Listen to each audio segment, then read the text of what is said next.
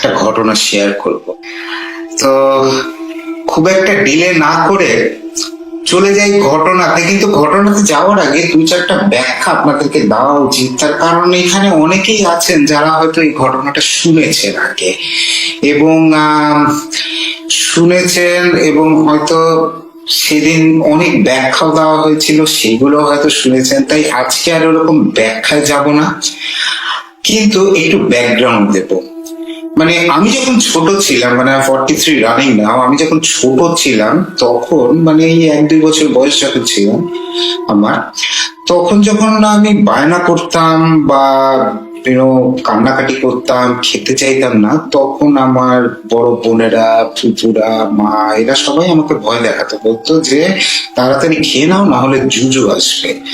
এখন জুজু হচ্ছে নাকি একটা ভূত যে বাচ্চা খায়। এবং জুজু কোথায় থাকে না, জুজু থাকে হচ্ছে গিয়ে আমাদের পাশের বাসার নারকেল গাছের উপরে। এবং আমি ছোটবেলায় তো ভয় পেয়ে খুব তাড়াতাড়ি করে খেয়ে নিতাম, কিন্তু যা হয় আর কি, বড় হতে হতে হ্যাঁ সেই ভয় ভীতি এগুলো সব কেটে যায়, মানুষের সাহস বেশি বেড়ে যায়, জুজু বিকামস আ জোক। তারপরে আনন্দ মেলায় একখানা গল্প আসলো, ভূতেরাও চাউমিন খেতে ভালোবাসে, যেখানে একটা খুব কিউট জুজুকে আঁকা হইলো, একটা ছোট্ট বাচ্চা ভূত যার চাউমিন খাওয়ার খুব শখ হয়। এবং গল্পটা ওইটা নিয়ে, ওইটা গল্পটা পড়ার পরের থেকে আর কি আমারও প্রচন্ড চাউমিন খাওয়ার শখ হয়, আমিও চাউমিন খাবো। এবং ওইটাই ছিল আমার মনে হয় ফার্স্ট চাইনিজ চাউমিন। প্রথমবার ভালো লাগেনি ব্যাপারটা, তারপরে থেকে আস্তে আস্তে করে প্যালেটটা ঠিক হয়েছে। এবং অবভিয়াসলি চাউমিন আমার একটা খুবই ফেভারিট জিনিস এখনো পর্যন্ত। চন্দ্রবিন্দু দ্য ব্যান্ড তারা জুজুকে নিয়ে একটা গান বানালো, জিনিসটাকে একটু কিউট করে দেওয়া হলো আর কি। আমাদের জন্য এই ব্যাপারটা কিন্তু কিউটই ছিল থ্রু আউট আর কি, মানে it's a part of culture and history যদি ওরকম করে বলা যায়। এবং এটা যে একটা ডার্ক সাইড আছে, এই ডার্ক সাইডের ব্যাপারটাতে পরে আসবো আর কি। এনিওয়েজ, এই সব আরবান লেজেন্ডের পিছনেই কিন্তু একটা ডার্ক সাইড থাকে। আরেকটা জিনিস একটু বলতে চাই, এই ঘটনাটা 26 বছর পুরানো, 1994-এ। নভেম্বর কি ডিসেম্বর হবে, আমার ঠিক সঠিক ডেট মনে নেই। সঠিক ডেট কেন, আমার অনেক কিছুই মনে নেই, হ্যাঁ, বাট তারপরেও আমি চেষ্টা করছি two tell you people in details about all the things that I felt when this thing was happening in front of me. তো নভেম্বর কি ডিসেম্বর 1994 ওরকম সময়কার ঘটনা। আমি তখন মোটামুটি কয়েক মাস হয়েছে আর কি যে স্কুল পাস করে ইউনিভার্সিটিতে উঠেছি। আমরা তো 11-12 স্কুলেই করতাম, তাই জন্য আমরা আবার ইউনিভার্সিটিকে কলেজ বলি। তো কলেজে উঠেছি। এখন 12 বছর ধরে, 12 বছর না, সরি আরো বেশি, ইটস লাইক 14 ইয়ার্স, 14 বছর ধরে একটা কনভেন্ট স্কুলের ডিসিপ্লিনের পরে হঠাৎ ফ্রিডম। তো ডানা তো একটুখানি গজাবেই আর কি, আমারও তাই হলো, সবার মতো না, আমারও একটু ডানা গজিয়ে গেল। এবং ডানা গজালে যা হয়, একটু ফ্রিডম মিসইউজ আমরাও করা শুরু করলাম। আমি এবং আমার এক বন্ধু ছিল নীলাঞ্জন, আমরা দুজন খুবই ফাস্ট ফ্রেন্ডস ছিলাম যাকে বলে, এবং অনেক কিছুই একসাথে করতাম। এবং আমাদের কলেজ সল্টলেকে ছিল অবস্থিত। এবং যে লিসনার্সরা কলকাতার আছে তারা তো জানেনই যে সল্টলেকে একটা গ্রিন ওয়ার্জ বলে একটা জায়গা আছে। এখন গ্রিন ওয়ার্জটা কি, বেসিক্যালি এটা হচ্ছে গিয়ে একটা সরু লম্বা বেল্ট, এটা একটা বনায়ন প্রজেক্ট ছিল। এবং এইটা যেটা হচ্ছে গিয়ে কি, এখানে গভর্নমেন্ট তো চিন্তা করে রেখেছিল খুব ভালো করে যে মানে সুন্দর ল্যান্ডস্কেপিং করবে, একটা রাস্তাও ছিল, জগিং ট্র্যাক হিসেবে ইউজ করা হবে।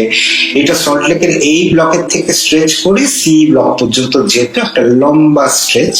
কিন্তু যা হয়, কিছুদিন পরে ওই জিনিসপত্র কেয়ার আর রাখা হয় না, কেয়ার রাখা না হতে যেটা হয় সেটা হচ্ছে গিয়ে যে খারাপ হতে শুরু করে সবকিছু, অ্যান্ড ওভারগ্রোন হয়ে যায় পুরো জায়গাটা।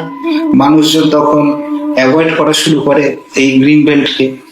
এবং জানেনই তো কি হয়, মানুষ যখন কোনো একখানা জায়গাকে অ্যাভয়েড করা শুরু করে তখন এখানে দুষ্কৃতীদের আনাগোনাটাও একটুখানি বেড়ে যায়। এবং শুধু দুষ্কৃতী কেন, আরো অনেক মানুষই অনেক কিছু করে এখানে। যেমন আমি একদম সত্যি সত্যি বলি, কলেজের অপোজিট ব্লকে ছিল হচ্ছে গিয়ে গ্রিন বার্ডসটা। এবং আমি আর নীলাঞ্জন সপ্তাহে 2-1 বার আর কি কলেজ শেষে কিঞ্চিত টুকটাক নেশা করতাম। শুধু আমরা না, আরো অনেকেই করতো এই গ্রিন বার্ডস। এবং তারপরে আমরা যে জিনিসটা করতাম সেটা হচ্ছে গিয়ে যে ওইটার সাথে যে লাগোয়া একটা ব্লকের পার্ক ছিল অ্যান্ড কমিউনিটি সেন্টার, আমরা ওইখানে বেঞ্চে বসে আড্ডা মারতাম, গান নিয়ে ডিসকাশন করতাম, মুভিজ নিয়ে ডিসকাশন করতাম, পলিটিক্স নিয়ে। হ্যাঁ, তারপরে কলেজে নিয়ে কি করব, প্ল্যান প্রোগ্রাম, আমরা দুইজনে ইউনিয়নের মেম্বার ছিলাম, তো এইরকম আমরা করতাম। তারপরে যখন ঘন্টাখানিক পরে নেশা কেটে যেত, আমরাও আস্তে ধীরে আর কি বাসার দিকে রওনা দিতাম। মানে নীলাঞ্জন লোকাল ছেলে ছিল, আমি ঠিক এক্স্যাক্টলি লোকাল না, আমার বাসা হচ্ছে গিয়ে about 5 minutes driving distance and let us say about 15 মিনিটের মতন হাঁটার ডিস্টেন্স ছিল। তো আমরা মানে তো এখানে মোটামুটি রেগুলারলি যাই আর কি, রেগুলারলি বসি, আড্ডা মারি। তো অনেক মানুষদেরকেই আর কি মুখ চেনা হয়েছে, তার মধ্যে বেসিক্যালি 2জন ছেলে। আমার কিন্তু এক্স্যাক্টলি এখন ওনাদের নাম মনে নেই, তাই জন্য একটু কাল্পনিক নামই ইউজ করছি ওনাদের জন্য। অনিমেষ বাবু এবং ওনার ছোট ভাই অনির্বাণ। অনিমেষ বাবুর বয়স তখন 42-43-এর মতন হবে। উনি একজন ব্যাংকের বেশ উচ্চপদস্থ কর্মকর্তা এবং Anirban was the more interesting person. Interesting in the sense that Anirban না খুব থুল একটা মানুষ ছিল, মানে যাকে বলা যায় না রীতিমতন একটা জম্বি। দাদার হাত ধরে পার্কে আসে, বয়স কিন্তু আবার 32 মতন হবে অ্যাটলিস্ট। হ্যাঁ, দাদার হাত ধরে পার্কে আসে, দাদার সাথে হাঁটে, একটু বসে, হ্যাঁ, এবং পুরা জম্বির মতন। এবং বোঝেনি তো, ছোটবেলায় না খারাপ ছিলাম, আসলে ভীষণ খারাপ ছিলাম, জাজমেন্টাল ছিলাম, ইমোশনাল কোশান্ট বলে কোনো জিনিস ছিলই না। আমার তো মনে পড়ে যে আমি অনির্বাণকে মানে ডিসক্রাইব করেছিলাম উইথ দ্য ওয়ার্ডস যে টেলা মাল। না, আজ হলে আমি কোনোদিন এই ওয়ার্ডটা ইউজ করবো না to describe anybody like that, absolutely not. তো তখনকার দিন তো দুষ্কৃতগুলো ছিলাম খুব। আমরা তো আবার মনে করেছিলাম যে অনির্বাণ মনে হয় আমাদের দলেরই আর কি, তাই জন্য মানে নীলাঞ্জন তো আরো দুষ্টু ছিল।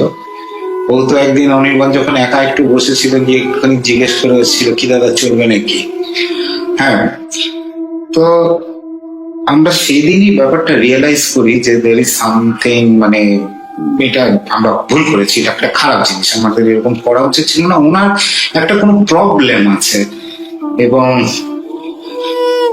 তারপরে একদিন আমরা মানে জিজ্ঞেসই করে বসলাম অনিমেষ যে কি হয়েছে, মানে কি ব্যাধি, মানে what is wrong with him. তো অনিমেষ বাবু তখন আমাদেরকে মানে ইনফ্যাক্ট প্রথমে উনি নিরঞ্জনকে চিনে ফেলেন, বলে তুমি না মহিতোষ বাবুর ছেলে?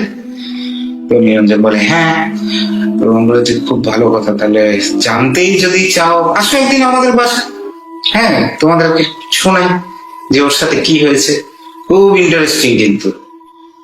তো আমাদেরও তো বেশ বুঝছেন তো, মানে আমরাও খুব ইন্টারেস্টেড হয়ে যাই এবং আমরাও ডিসাইড করি যে সেদিন একটা শুক্রবার ছিল, যে আগামী শনিবার আফটার ব্রেকফাস্ট গোটা 11টা-11:30-টার দিকে আমরা যাব ওনাদের বাসায়। এবং কি বললাম, আমরা ওনাদের বাসায় গেলাম এবং সেইখানে অনিমেষ বাবু আমাদেরকে যে ঘটনাটা শোনায়, সেই ঘটনাটা আমি এখন অলমোস্ট লাইক থার্ড পার্সনস পার্সপেক্টিভে আপনাদের সবাইকে শোনাব। তো অনির্বাণ বেসিক্যালি কলকাতার একটা চা কোম্পানিতে চাকরিরত ছিল,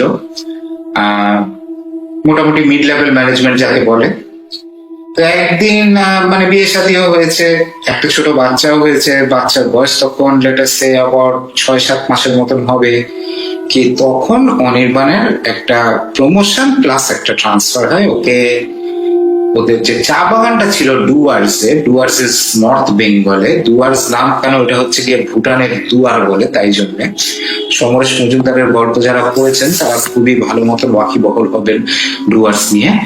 তো ডুয়ার্সে ওদের যে চা বাগানটা ছিল অনির্বাণের সেখানে ট্রান্সফার হয় এবং ওখানকার অ্যাসিস্ট্যান্ট ম্যানেজার পদটা পায় আর কি। আর অ্যাসিস্ট্যান্ট ম্যানেজার কিন্তু চা বাগানের একটা বিশাল বড় পোস্ট, এবং বলা যেতে পারে it's like the COO of the চা বাগান। এবং ওইখানে যাওয়ার লেটাসে 2-3 মাস পরে অনির্বাণ করব পায়েলকে আর বাচ্চাকেও ডেকে নেয়। বিশাল বড় বাংলো, হ্যাঁ, ফ্যান্টাস্টিক একটা জায়গা, খুবই সুন্দর মনোরম একখানা বিউটিফুল একটা প্লেস নাকি। কি অনিমেষ বাবু তো ওখানে গেছেন, তাই জন্য উনি আর কি বলতে পারলেন জিনিসটা, উনি খুব সুন্দরভাবে ডিসক্রাইব করছিলেন। তো এখন ব্যাপারটা হচ্ছে গিয়ে এরকম যে এই 8-9 মাসের বাচ্চা নিয়ে পায়েলের বেসিক্যালি তো করার বিশেষ কিছু নেই। এবং আরেকটা কথা বলি, চা বাগান কিন্তু একটা কমপ্লিটলি ডিফারেন্ট একটা ইকোসিস্টেম। এই জিনিসপত্র ওখানে যারা ছিলেন বা যারা থাকতেন বা যাদের বাবা মা কেউ একজন এখানে কর্মরত ছিল তারা হয়তো একটু কিঞ্চিত এগ্রি করবেন আমার সাথে। আর যারা জানেন না তাদেরকে আসলে বলতে চাই যে এটা একটা কমপ্লিটলি ডিফারেন্ট একটা ইকোসিস্টেম, এখানে সবকিছু চলে। এটা আমাদের সাথে, আমাদের সোসাইটির সাথে মিল খুব কম আর কি।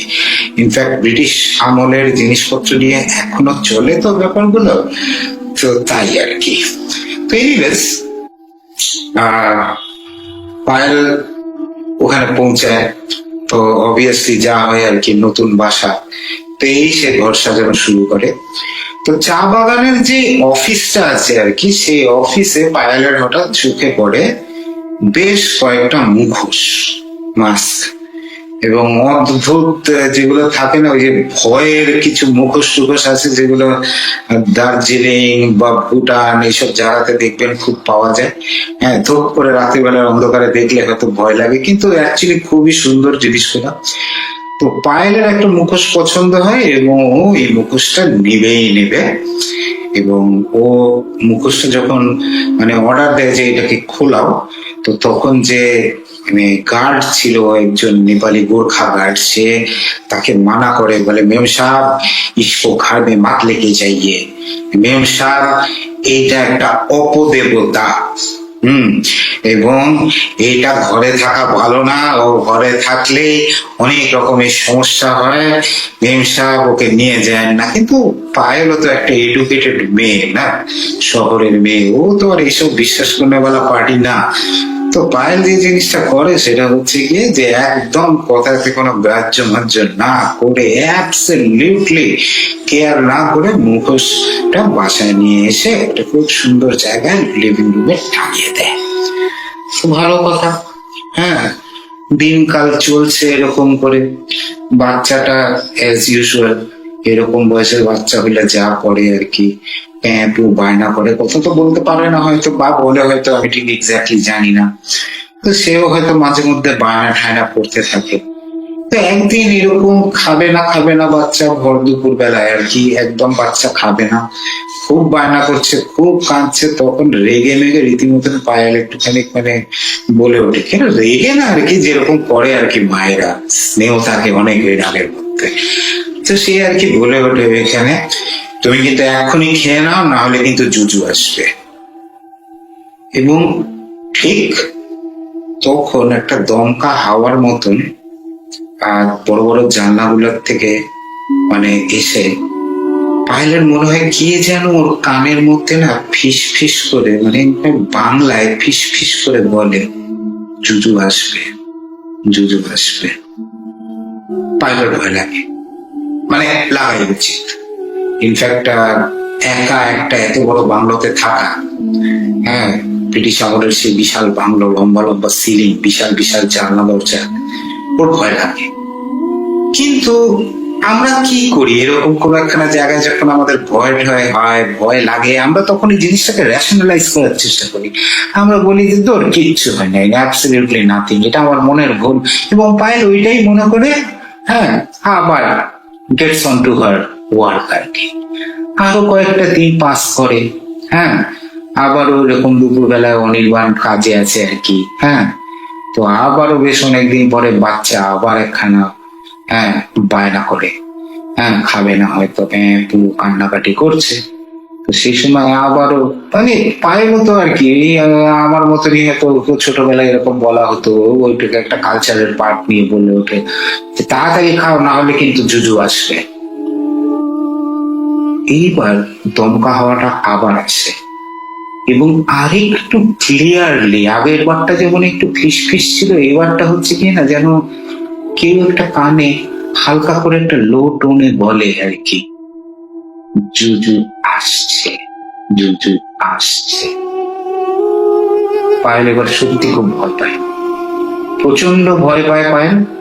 এবং ও যে জিনিসটা করে সেটা হচ্ছে গিয়ে যে বিকাল বেলায় যখন অনির্বাণ আসে, তখন অনির্বাণকে খোলাখুলি সব কথাবার্তা বলে। বলে যে দেখো আমার ভয় লাগছে, আমার মনে হয় গোরকা ঠিকই বলেছিল, মুখোশটাতে মনে হয় কোনো একটা সমস্যা আছে, আমার খুব ভয় লাগছে। তো অনির্বাণও বুঝছে নিত যে একটা এডুকেটেড ছেলে, হ্যাঁ, এইগুলোকে দুম করে আমরা প্রথমবার মানতে পারি, এটা তো আমাদের এডুকেশনের উপর একখানা যাকে বলে ধাব্বা হবে। হ্যাঁ, যে আমরা যদি এইসব ধুম করে মেনে যাই। হ্যাঁ, তাই জন্য মানে লোক দেখানোর জন্য আমরা ইমিডিয়েটলি এগুলো রেশনালাইজ করা শুরু করি, এবং অনির্বাণও তাই করে, বলে দূর কি সব যে বলো তুমি, তোমার মাথা টাথা খারাপ হয়ে গেছে। না না না, ফালতু কথা। বলে না গো, আমার সত্যি খুব ভয় লাগছে, আমি ভাবছি একটুখানি কলকাতা থেকে ঘুরে আসবো। তোর কি যে বলো সব, আরে কি হয়েছিল একটুখানি আমাকে বলো তো। তো ঠিক তখন পায়েল না ব্যাপারটাকে রিকাউন্ট করে। পায়েল তখন বলে যে দেখো এরকম করে বাবু তখন খাচ্ছিল না, তো আমি ওকে খাওয়ানোর সময় আর কি বুঝছো তো, মানে বলেছিলাম যে তাড়াতাড়ি খাও, না হলে কিন্তু এখন জুজু আসবে। ঠিক এই সময় যেটা ঘটলো, যেরকম দমকা হাওয়া টাওয়া কিছুই না সাচ, বাট যেন মনে হলো যে কেউ একজন ওদের রুমে প্রেজেন্ট আছে, এবং সে বেশ লাউডলি বলে উঠলো, জুজু খাচ্ছে, জুজু খাচ্ছে।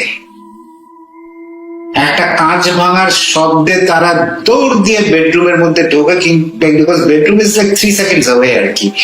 দৌড় দিয়ে বেডরুমের মধ্যে ঢোকে, এবং বেডরুমের মধ্যে ঢুকে তারা যে জিনিসটা দেখে, সেটার জন্য তারা কেন, এটার জন্য আমার মনে হয় না কেউ কোনোদিনই প্রস্তুত থাকবে।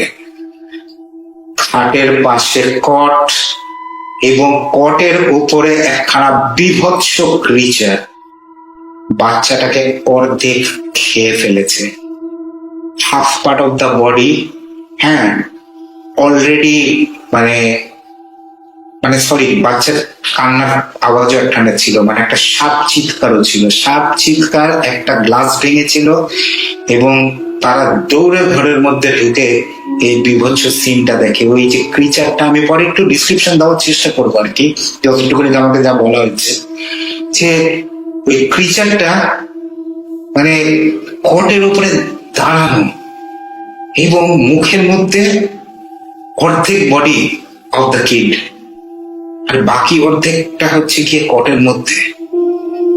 এখন এই ক্রিচারটা না মানে অদ্ভুত একটা জিনিস, মানে ওরা মানে লম্বা কিরকম একখানা, মুখটা না মানে, আমি না কুকুর বলতে চাই না, কেন কুকুর নিয়ে না মানুষ অনেক এরকমই জোকস গুলো করে, কুকুরের লাল চোখ and things like that, but না, একটা ওইরকম একটা অ্যানিমেলিস্টিক একটা ফেস, কিঞ্চিত নেকড়ে, কিঞ্চিত শেয়াল, ঠ্যাংগুলো হচ্ছে গিয়ে মানে সরু সরু লম্বা লম্বা, এবং সামনের মানে হাত যেটাকে বলা হয়, বা সামনের ঠ্যাং যেরকমই, মানে এটা না মানে বাইপেডালও আবার কোয়াড্রিপেডালও।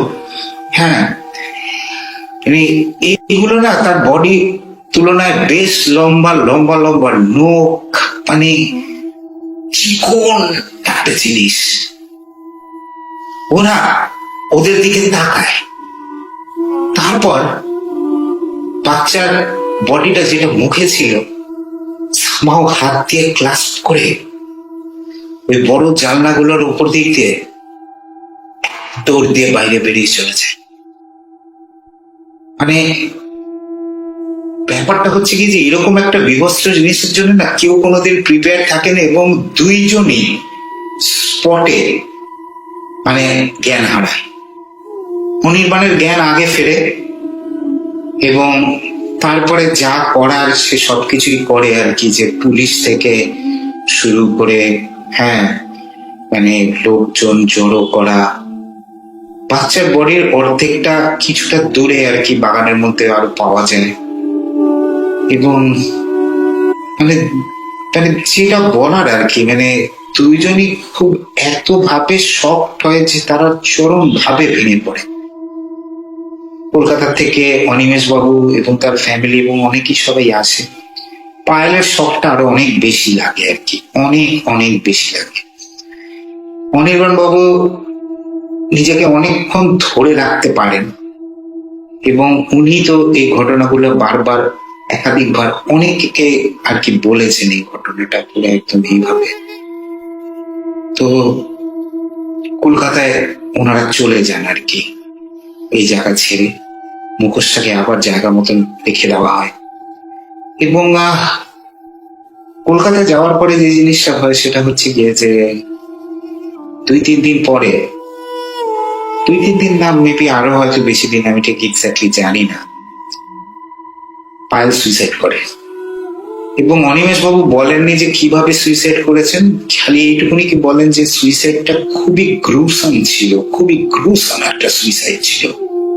এবং যা হয় আর কি, অনির্বাণের তারটা তখন ছিঁড়ে যায়।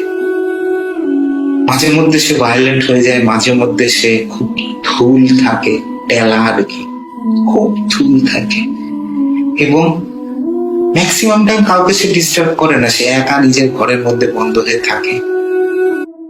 কিন্তু তার মধ্যে যে জিনিসটা তখন শুরু হয় সেটা হচ্ছে গিয়ে আঁকা। সে জুজুকে আঁকে এবং সে কত রকমের রেন্ডিশন, কারণ হচ্ছে কি সে প্রথমে সে দেয়ালে এঁকেছিল, তারপরে সে দেয়াল গুলাকে আবার তো পেন্ট রিপেন্ট করা হয়, তারপরে তাকে খাতা দেওয়া হয় স্কেচ বুক, এবং স্কেচ বুকের উপরে স্কেচ বুক সে বিভিন্ন অ্যাঙ্গেল থেকে বিভিন্ন ভাবে সেখানে জুজুকে আঁকে এবং কথাবার্তা লেখে টেকে, মানে his obsessed with the whole thing. এবং অনিমেষ বাবু স্কেচ বুকটা নিয়ে আসে আমাদেরকে দেখানোর জন্য, এবং মানে আঁকা ছবিগুলা দেখে, মানে ডিসক্রিপশনটা আমি আগেই দিলাম না কিরকম আর কি, আঁকা ছবিগুলা দেখে মানে ফ্র্যাঙ্কলি বলবো আমার আর নীলাঞ্জনের কিন্তু বেশ কয়েকদিন ঘুম হয়নি। ইনফ্যাক্ট আমরা এইটা নিয়েই শুধু ডিসকাশন করতাম যে আমাদের ছোটবেলাকার সে কিউট জুজু এই কি রূপে পরিণত হলো, কি এই জিনিসটা, হোয়াট ইজ দিস। লোকালরা তো বলে অপদেবতা, অপদেবতা জিনিসটা কি, কি এই ব্যাপারটা, এইসবের যে কি হতে পারে কি না, এখানে এত ব্যাখ্যা দেব না, খালি এটাই বলবো যে ভয়ঙ্কর একখানা জিনিস এবং মর্মান্তিক একটা ঘটনা। তবে ঘটনাটা যদি এইখানে শেষ হয়ে যেত না তাহলে কিন্তু ভালোই হতো, কিন্তু এইখানে মূলত যদি মেন ঘটনাটা শেষ হয়ে গিয়ে থাকে তাহলে একটুখানি ফাস্ট ফরওয়ার্ড করে কাটটু যাই 8 বছর পর। আমি তখন কলকাতায় একটা অ্যাড এজেন্সিতে চাকরি করি, যার একখানা ব্রাঞ্চ অফিস ঢাকাতে আছে। মাঝে মধ্যেই আমার ঢাকাতে আসা হয়, মানে এরকম হয় যে আমি 1 মাস 2 মাস ঢাকাতে থাকি, বাকি সময়টা কলকাতায় থাকি। আবার আসি কোনো একখানা বড় কাজ, একটা পিচ বা কোনো বড় ক্যাম্পেইন যদি হয় ওটার সময়, প্রোডাকশনের কোনো কাজ থাকলে আসি, আবার যাই। ভালোই লাগতো বেশ এই 2 শহরে থাকা, একবার এখানে একবার ওখানে। তো যা হওয়ার আর কি, আমার সাথেও কিন্তু মানুষের বন্ধুত্ব হয়। এবং আমার যিনি আর্ট পার্টনার ছিলেন, মানে আমি মূলত তো একটা কপিরাইটার ছিলাম, আমি তো লিখতাম। তো প্রত্যেকটা কপিরাইটারের একজন তো ভিজুয়ালাইজার বা একটা আর্ট পার্টনার লাগে। তো আমার যিনি আর্ট পার্টনার ছিলেন ওখানকার যে সিনিয়র আর্ট ডিরেক্টর, উনি আমার আর্ট পার্টনার ছিলেন। তো আমরা 2 জন আর কি একসাথে কাজ করতাম। তো ওনার সাথে আমার বেশ ভালোই একখানা বন্ধুত্ব হয়, যেটা আজ পর্যন্ত এখনো আছে আর কি, টিকে আছে খুব স্ট্রং। তো ওর আবার যে ব্যাপারটা ছিল হচ্ছে গিয়ে যে পুরো না মানে কি বলবো, যে লাইফের মধ্যে না অনেক এরকম সুপার ন্যাচারাল ঘটনা ঘটে। হ্যাঁ, মানে টুকটাক অনেক কিছু আগে যেখানে থাকতো ওই জায়গা ছাড়তে বাধ্য হয়। হ্যাঁ, মানে এমন কিছুই আর কি। হ্যাঁ, আমি দেখি ওর ঘটনা আমি পরে যদি পারি কিছু বলবো টলবো আপনাদেরকে কালেক্ট করে। ও আসলে খুব একটা চায় না এগুলা বলা হওয়া হোক আর কি। তো ও মানে ওর সাথে আমার বেশ ভালোই একটা বন্ধুত্ব হয়। ওর মানে আমার মনে আছে যে 2001 ওর ছেলে হয়েছিল। হ্যাঁ, তো এখন আমি তারপরে ওই বিজ্ঞাপন এজেন্সি চাকরিটা ছেড়ে দিই, তো আমার তখন ঢাকায় আসা বন্ধ হয়ে যায়। আমি আরেকটা বিজ্ঞাপন এজেন্সিতে চাকরি দিই কলকাতায়। তারপরে হঠাৎ মানে বাংলাদেশেরই যে সবচেয়ে ওল্ডেস্ট বিজ্ঞাপন এজেন্সি থেকে আমার একটা অফার আসে এবং আমি আবার ঢাকায় ব্যাক করি, এবং তারপরে থেকে তো আমি এখন এখানেই আছি আর কি। তো অবভিয়াসলি এটা হচ্ছে কি আবার 2005-এ আমি ফিরে এসেছি, হ্যাঁ, ঢাকাতে, এবং আবারও সব বন্ধু বান্ধবদের সাথে রিনিউড অ্যাকোয়েন্টেন্সেস হয়ে গেছে সবকিছু। তো আমার এই বন্ধুর সাথেও আমার আবারও অ্যাকোয়েন্টেন্স হয়, এবং আমি জানতে পারি যে ওদের ফ্যামিলির সাথে যেসব সুপার ন্যাচারাল ঘটনাগুলো ঘটছে, এই ঘটনাগুলো এখনো থামেনি। ওরা তখন কিন্তু তাদের ওই পুরোনো বাসা ছেড়ে মানে গুলশানের কাছাকাছি একটা নতুন বাসাতেও তারা শিফটিং করেছে। তারপরেও থিংস আর লাইক ওর ছেলের একটা ইমাজিনারি প্লেমেটও হয়েছে। এখন এইটাই ওকে প্রচন্ড ডিস্টার্ব করে। তো যেদিন ও আমাকে বাসায় দাওয়াত দিল, ওকে বলছিল যে কুসির দেখ, তুই তো আবার এইসব মানে পছন্দ টছন্দ করিস, তোর তো আবার এইসব নিয়ে ইন্টারেস্ট আছে। মানে আমি না বুঝে উঠতে পারতেছি না রে দোস্ত, মানে ওর এই যে ইমাজিনারি প্লেমেটটা না, এটা না এখন একটুখানি একটু বেশি বাড়াবাড়ি হচ্ছে। ও না এখন মানে এর কথা শুনে অনেক কিছু উদ্ভট কাণ্ড কারখানা করে আর কি। হ্যাঁ, মানে এই ব্যাপারটা আমার একটু ডিস্টার্বিং লাগছে। এখন দেখুন, ইমাজিনারি প্লেমেট তো আমাদের সবারই থাকে, সবারই হয়, তাই না? তো আমি হয়তো জিনিসটাকে খুব একটা বেশি গ্রাহ্য করিনি। তারপরে আমার মনে হলো যে না, একটু বাচ্চাটার সাথে গল্প গুজব করি। তো বাচ্চাটার সাথে আমি গল্প গুজব করলাম। ওর ইমাজিনারি প্লেমেট, যার নাম হচ্ছে গিয়ে বাম্বো, তার ব্যাপারে বেশ অনেক কিছু জানলাম টানলাম।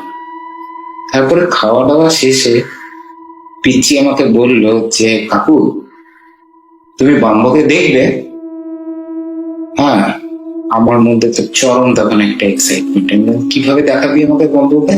বলে আমি তো বাম্বোকে এঁকেছি। হ্যাঁ, তো ওর ড্রয়িং বুকটা নিয়ে আসলো, পাতা খুললাম, বাম্বোকে দেখলাম। বাম্বো কিন্তু আমার বেশ পরিচিত একজন, মানে এখন বলছি না, আমার কাটা দিচ্ছে আর কি। জানি না আপনাদের কিরকম লাগে কিরকম লাগবে না। বাম্বু আমার কিন্তু বেশ পরিচিত একজন পার্সন। তখন একজন বয়স্ক মানুষের হাতে আঁকা ছবি ছিল, এখন একটা 4 বছর বয়সী বাচ্চার হাতে আঁকা জুজু। সেই আমার বেশ চির পরিচিত জুজু। আর বাড়াবো না, এখানেই আজকে থামলাম। Thank you so much. Thank you for hearing me out so patiently. ভালো থাকবেন, সুস্থ থাকবেন এবং সেফ থাকবেন আপনারা সবাই। Thank you so much. আসসালামু আলাইকুম। আশা করি এই ঘটনাটি আপনাদের ভালো লাগবে। তো শ্রোতা বন্ধুরা, কথা না বাড়িয়ে আমি সরাসরি আমার ঘটনাতে চলে যাচ্ছি। ঘটনাটির সময় 1973 সাল, বেশ অনেক আগের ঘটনা। ঘটনাটির স্থান পাবনা জেলার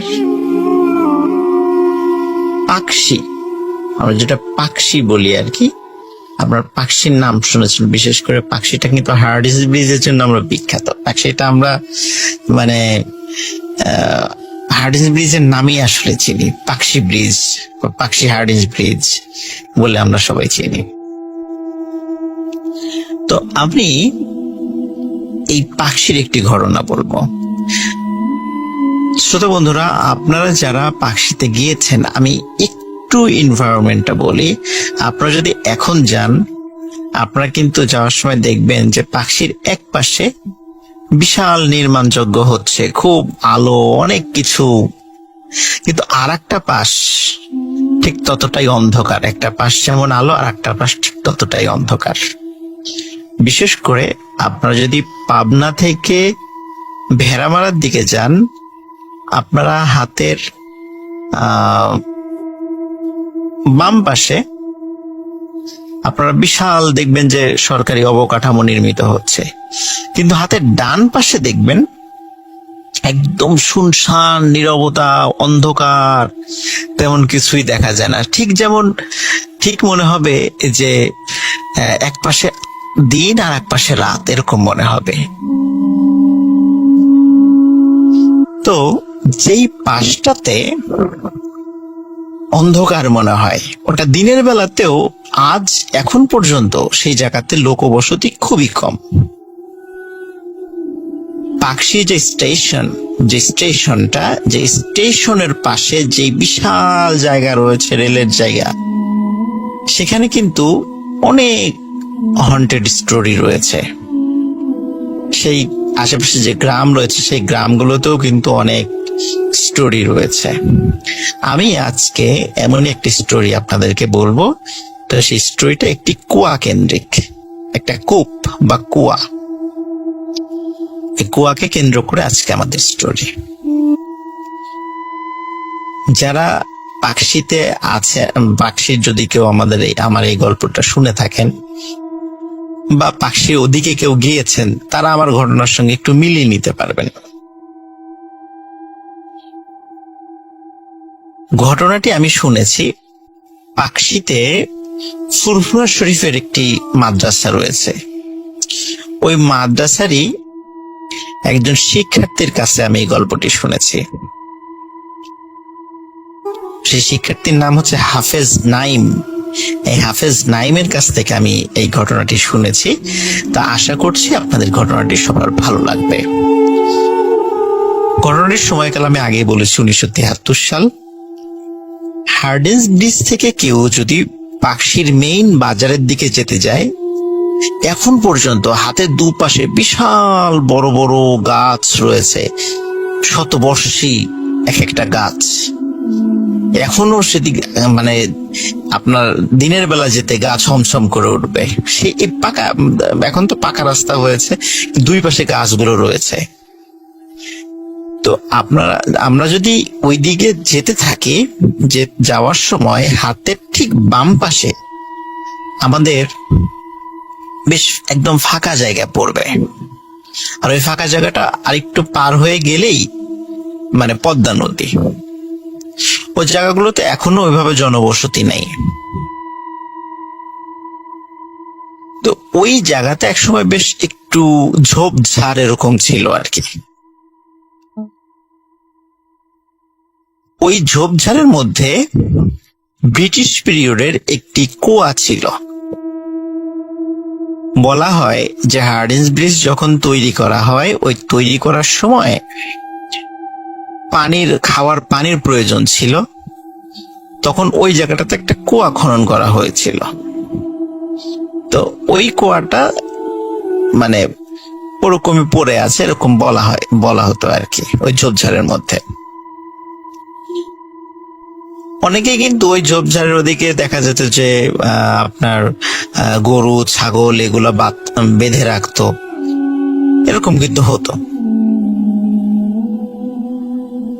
তো এভাবেই যখন একটা সময় আস্তে আস্তে যখন ঝোপঝাড় কমে আসে, কুয়ার ওই জায়গাটা উন্মুক্ত হয়ে পড়ে। কুয়ার মধ্যে কিন্তু পানি ছিল, এবং কুয়া কেন্দ্রিক কিছু অদ্ভুত কথা প্রচলিত ছিল। যেমন ওই কুয়াটা কিন্তু খুব বেশি গভীর ছিল না, নিচে পানি দেখা যেত। কিন্তু ওই কুয়াতে যদি কেউ শব্দ করত, কোনো প্রতিধ্বনি ফিরে আসতো না। আমরা দেখেছি, আমরা তো নর্মালি জানি সাধারণত 16.5 মিটার দূরত্ব যদি কম হয় তাহলে কিন্তু আমরা কোনো প্রতিধ্বনি পাই না।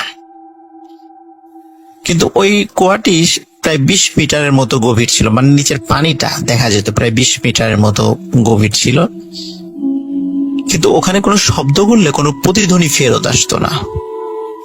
এটা অনেকেই চিন্তা করতো কি ব্যাপারে, এই কুয়াতে কথা বললে কথা ফেরত আসে না। আর একটা বিষয় হলো, ওই কুয়াতে অদ্ভুত কিছু শব্দ হতো। শব্দ বলতে কেমন, যে মনে হতো যে কুয়ার পানির মধ্যে বড় বড় মাছ রয়েছে, এরকম মাছের মতো শব্দ, মাছ যেভাবে পুকুরে শব্দ করে ওরকম শব্দ হতো।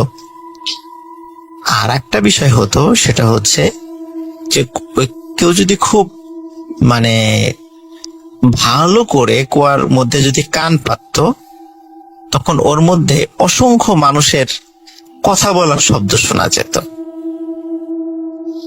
এই টাইপের বিষয় ওখানে ছিল। অনেকের কাছে এই কথাগুলো মানে প্রচারিত হয়ে যায় যে ওখানে এরকম এরকম আছে। তো অনেকে কুয়ার ওখানে দেখতে যায়, কেউ কান পাতলে কেউ শব্দ শোনে, কেউ শোনে না। কিন্তু ওই যে ভেতরে যে মাছ রয়েছে, ওরকম পানি নড়াচড়া করে উঠতো, বা মাছ যেভাবে একটু ঢেউ সৃষ্টি করে ওরকম ঢেউ সৃষ্টি হতো। তো এইরকম মোটামুটি সবাই দেখতো। এবং এটা ঠিক যে এই যে শব্দ করলে যে শব্দ ফেরত আসতো না, এটাও ঠিক, এটাও সবাই করতো। কিন্তু ওই যে কান পাতলে যে অনেক মানুষের কথাবার্তা বলার শব্দ, এই জিনিসগুলো সবাই সবসময় শুনতো না, কেউ শুনতো কেউ শুনতো না, বিষয়টা এমন ছিল। তো এর মধ্যে ঘটনাটি যেটা ঘটে আর কি, তো এই ঘটনাটি যার সঙ্গে ঘটেছিল ওনার ছেলেকে ওই মানে মাদ্রাসায় ভর্তি করিয়েছিল।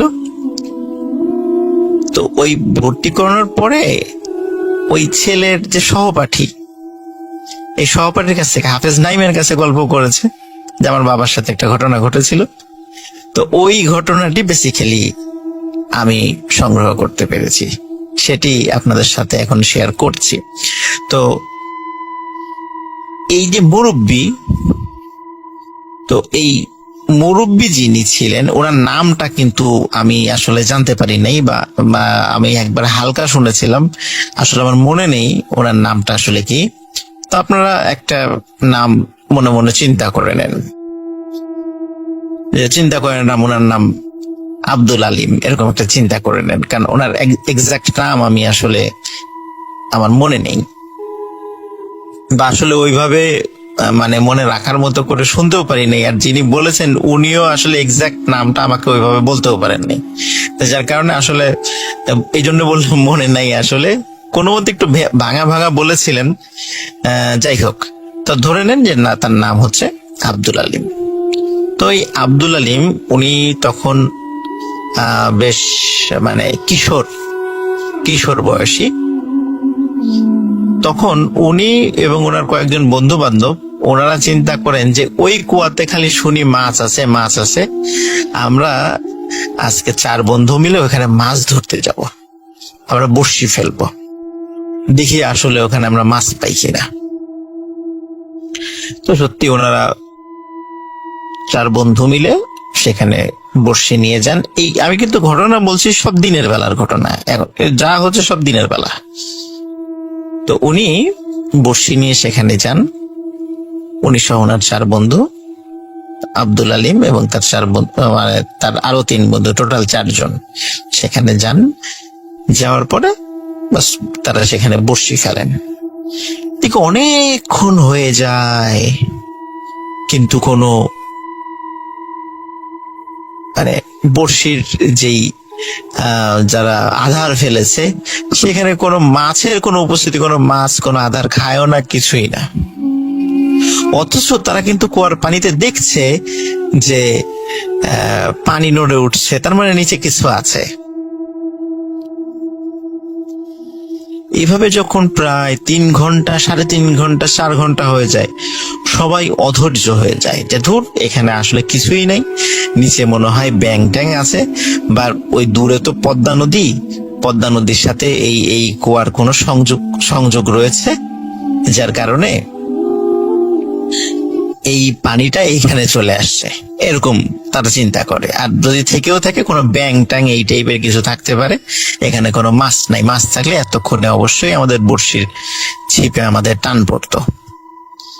এদিকে তিনজন অধৈর্য হয়ে বলে যে আমরা চলে যাব, কিন্তু আব্দুল আলিম উনি আর যেতে রাজি না। উনি বলে যে না, আজকে আমি দেখেই ছাড়বো আসলে মাছ এখানে আছে কিনা। খালি শুনি যে এখানে বিশাল বিশাল মাছ আছে, কই আজকে দেখবো মাছ আছে কিনা। ওদিকে তিনজন বলে যে ঠিক আছে তুই থাক, আমরা গেলাম। তারা মোটামুটি হাসি তামাশা করে, আব্দুল আলিমের দিকে তাকিয়ে হাসি তামাশা করে তারা তাদের মতো হাঁটা দেয়। দেখে আব্দুলের যখন ওই তিনজন চলে যাচ্ছে, বেশ দূরে চলে গেছে, মানে এতটুকু দূরে যে চিৎকার দিলে বা কোনো ডাক দিলে তারা শুনতে পারবে, এতটুকু দূরে স্পষ্ট ভাবে আর কি শুনতে পারবে। তখন হঠাৎ করে আব্দুল আলিম তার বড়শির ছিপে টান অনুভব করে। কিন্তু আব্দুল আলিম চিন্তা করে এখন যদি মাছ ধরি তাহলে তো আবার ওরা চলে আসবে, চলে আসলে তখন আবার দেখা গেল আমি মাছ পেলাম না, ওরা মাছ পাওয়া শুরু করলো। তখন আর উনি কিছু বলেন না, উনি কিছু বলে নাই। কিন্তু দেখা যাচ্ছে যে ওই ছিপের টানটা বেশ আস্তে আস্তে ভারী বা কঠিন হয়ে আসছে, এবং উনি কিছুতেই মানে ছিপটা উপর দিকে টেনে তুলতে পারছেন না। যখন টেনে তুলতে পারছে না, তখন সে চেষ্টা করছে, আপ্রাণ চেষ্টা করছে, কিন্তু টেনে তুলতে পারছে না। এদিকে কি হয়, তার যে তিন বন্ধু হঠাৎ করে ধপাস করে একটা জোরে শব্দ শোনে। ওরা বলে কি ব্যাপার, এত জোরে শব্দ হলো কিসে, পানির মধ্যে মানে কোনো জিনিস কি পড়লো। তাকিয়ে দেখে ওই কুয়ার কাছে আব্দুল আলিম নাই। তখন তিন বন্ধু চিন্তা করে কি ব্যাপার, এত জোরে শব্দ হলো, আব্দুল আলিম ওর মধ্যে পড়ে গেল। ওরা দৌড়ে ওই কুয়ার কাছে যায়। কুয়ার কাছে যাওয়ার পর দেখে যে ওইখানে বড়শিও নাই, কিছুই না, আব্দুল আলিমও নাই। কিন্তু কুয়ার মধ্যে একটা অদ্ভুত জিনিস হচ্ছে। আমরা অনেক সময় নদীতে যে পাক সৃষ্টি হয় না, বা ঘূর্ণিঝড়ের মধ্যে যেটা সৃষ্টি হয়, কুয়ার পানিতে ওইরকম ঘূর্ণিঝড়ের মতো সৃষ্টি হয়েছে, ওরকম পাক সৃষ্টি হয়েছে। ওই তিনজনই বুঝতে পারে এটা কোনো স্বাভাবিক বিষয় নয়। তখন তারা চিৎকার চেঁচামেচি শুরু করে, এবং একজন ওখানে থাকে আর দুইজনকে বলে দৌড় দিয়ে যাও, আশেপাশে যত লোক আছে সবাইকে ডেকে নিয়ে আসো। তখন ওদের আর ভাগ্য ভালো, বেশি দূর যেতে হয়নি। দেখে যে একটা ভ্যান যাচ্ছে, ভ্যানে আবার কয়েকজন যাত্রী যাচ্ছে। ওই যাত্রীর মধ্যে একজন হুজুর টাইপের একজন লোক ছিলেন। তখন ওরা বলে যে আমার বন্ধু এই যে পানির মধ্যে পড়ে গেছে, দেখেন পানিতে কেমন হচ্ছে, পাক হচ্ছে, আপনারা একটু তাড়াতাড়ি আসেন, আমার বন্ধুকে উদ্ধার করতে হবে। তখন তারা সবাই দৌড়ে সেখানে চলে আসেন, কিন্তু কুয়ার ভিতরের অবস্থা দেখে কারো কিন্তু কোনো সাহস হয় না ওর মধ্যে নামার, কারণ পানি পাক খাচ্ছে।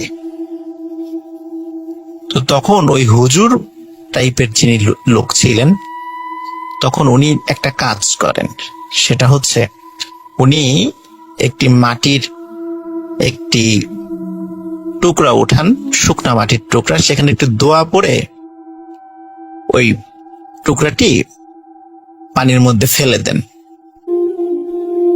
অদ্ভুত ব্যাপার, পানির মধ্যে ফেলে দেওয়ার সাথে সাথে কুয়ার পাক বন্ধ হয়ে যায়, এবং নিচ থেকে মানে পানির মধ্য থেকে হঠাৎ করে ওই আব্দুল আলিমকে মনে হলো কেউ যেন ছুঁড়ে বাইরে ফেলে দিল। মানে এমন ভাবে ছুঁড়ে ফেলেছে, সে উপরে এসে একদম কুয়ার উপরে এসে পড়েছে। তখন সে সেন্সলেস অবস্থায় ছিল, মানে তার পেটে অনেক পানি চলে গেছে। তাড়াতাড়ি তার পেট থেকে পানি বের করার ব্যবস্থা করা হলো, তার জ্ঞান ফিরল। তখন সবাই জিজ্ঞেস করলো কি হয়েছে। তখন বলল যে আমি মাছ ধরছিলাম, হঠাৎ করে বড়শিতে অনেক টান অনুভব করি। টান অনুভব করার পরেই হঠাৎ করে আমার মনে হলো কে যেন আমাকে পেছন থেকে ধাক্কা দিয়ে কুয়ার মধ্যে ফেলে দিল, এবং কুয়ার মধ্যে যখন আমি পড়ে যাই তখন দেখি সেখানে এক ভিন্ন জগৎ। সেখানে পানির মধ্যে দেখি অনেক মানুষ, অনেক মানুষ, সবারই মুখে দাড়ি, মাথায় পাগড়ি, এরকম অনেক মানুষ। এবং একজন আরেকজনকে বলা বলি করছে যে এ আমাদেরকে বিরক্ত করার জন্য কেন আসছে, বারবার বিরক্ত করছে, একে আর ছাড়া যাবে না, এরকম তারা বলা বলি করছে। কিন্তু হঠাৎ করে একটা বিশাল আকৃতির কিছু কুয়ার মধ্যে পড়লো, ওই আব্দুল আলিম বলছে। তখন ওই লোকদের মধ্যে একজন সর্দার ছিলেন, উনি বললেন যে ছেলেটাকে উপরে পাঠিয়ে দাও, আশা করি এরপরে এখানে আর কেউ আসবে না। তখন তাকে একজন ধরে উপরে ছুঁড়ে মারে। এইটুকুই আব্দুল আলমের মনে আছে, এই অদ্ভুত ঘটনাটা।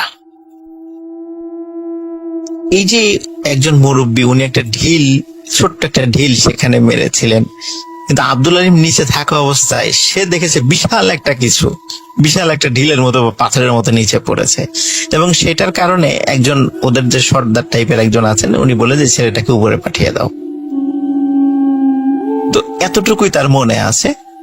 তখন এই ঘটনাটা আশেপাশে যখন ছড়িয়ে গেল যে এই কুয়াতে এই ধরনের অদ্ভুত বিষয় হয়, কারণ প্রথমত অদ্ভুত বিষয় ছিল সেখানে আওয়াজ করলে সে আওয়াজটা ফেরত আসতো না, সেখানে বড় টাইপের মাছ আছে এরকম শব্দ হতো, কিন্তু কেউ কখনো মাছ সেখানে শিকার করতে যায় নাই, কারণ সেখানে একটা ভয়ের ব্যাপার ছিল, ভয় পেত।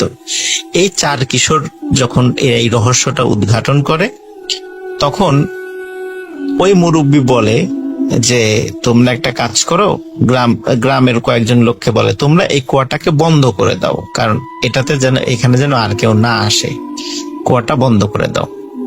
তখন গ্রামবাসীদের সম্মিলিত প্রচেষ্টায় ওই কুয়াটি স্থায়ীভাবে বন্ধ করে দেওয়া হয়। পরবর্তীতে ওটা একদম মাটির সঙ্গে মিশে গেছে, ওটার কোনো অস্তিত্ব এখন আর নাই।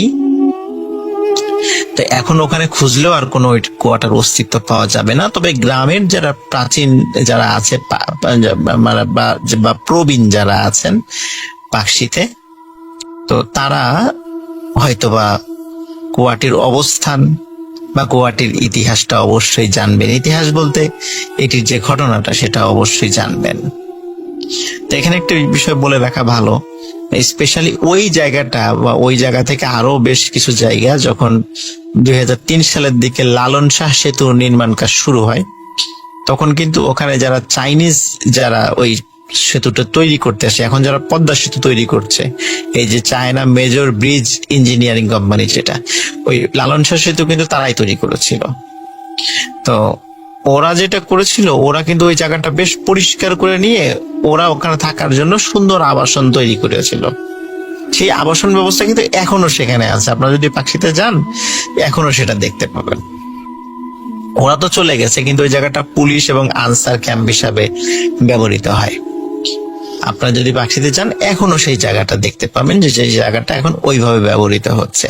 তো ওরা ওইভাবে আরো সুন্দর করে পরিষ্কার করে ফেলেছে। এখন কুয়ার কোনো ধরনের কোনো অস্তিত্ব এখন আর নাকি বোঝার কোনো উপায়ই নাই, আগেও ছিল না, এখন তো আরো নাই। তো এটি ছিল ঘটনা। আশা করি সবার ভালো লেগেছে। সবাই ভালো থাকবেন, সুস্থ থাকবেন। আসসালামু আলাইকুম।